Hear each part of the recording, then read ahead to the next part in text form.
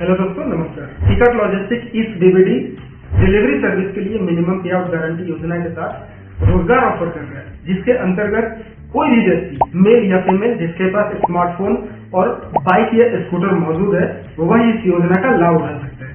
तो चलिए इसे विस्तार से समझते हैं।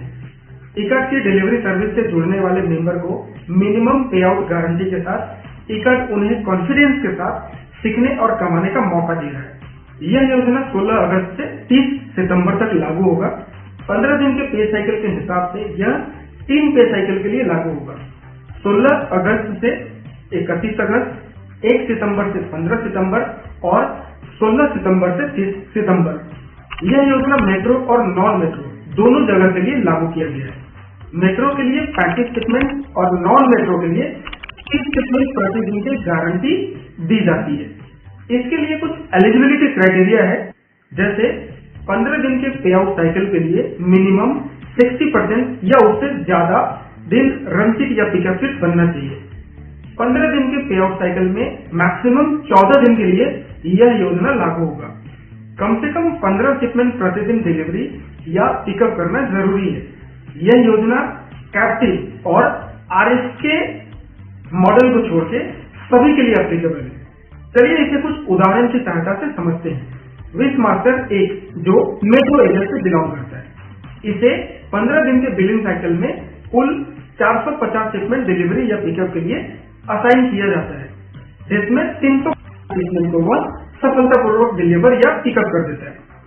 इस दौरान उसका एवरेज कन्वर्जन होता है 67%। एमजी प्लान के हिसाब से इसे 490 शिपमेंट मिलना था, लेकिन कुल 450 शिपमेंट ही दिया गया। इसका मतलब 40 शिपमेंट इसे कम असाइन किया गया, जिसका पेमेंट भी इसे एक्चुअल पेमेंट के साथ मिलना चाहिए। परंतु इस बिलिंग साइकिल में इसका एवरेज कन्वर्जन है 67%। इसका मतलब अगर इसे यह 40 शिपमेंट और असाइन करते तो इसका कन्वर्जन भी 67% होता, मतलब 40 में 27 शिपमेंट ही डिलीवर कर पाता। इसलिए इसके एक्चुअल अर्निंग 300 शिपमेंट के साथ 27 शिपमेंट का और पेमेंट एमजी प्लान के अनुसार दिया जाएगा। दूसरे उदाहरण के लिए विश मास्टर 2 की बात करते हैं, जो नॉन मेट्रो एरिया से बिलोंग करता है। इसे 15 दिन के बिलिंग साइकिल में 350 शिपमेंट डिलीवरी या पिकअप करने के लिए दिया जाता है, जिसमें यह 215 शिपमेंट डिलीवर या पिकअप कर लेता है और इसका एवरेज कन्वर्जन होता है 61%। योजना के अनुसार इसे कम से कम 420 शिपमेंट असाइन करना था, लेकिन इसे केवल 350 शिपमेंट ही असाइन किया गया। इसका मतलब 70 शिपमेंट कम असाइन किया गया, जिसका पेमेंट इसके एक्चुअल अर्निंग के साथ मिलना चाहिए। परंतु इस ड्यूरेशन में इसका एवरेज कन्वर्जन है 61%, मतलब 70 शिपमेंट का 61% होता है 43।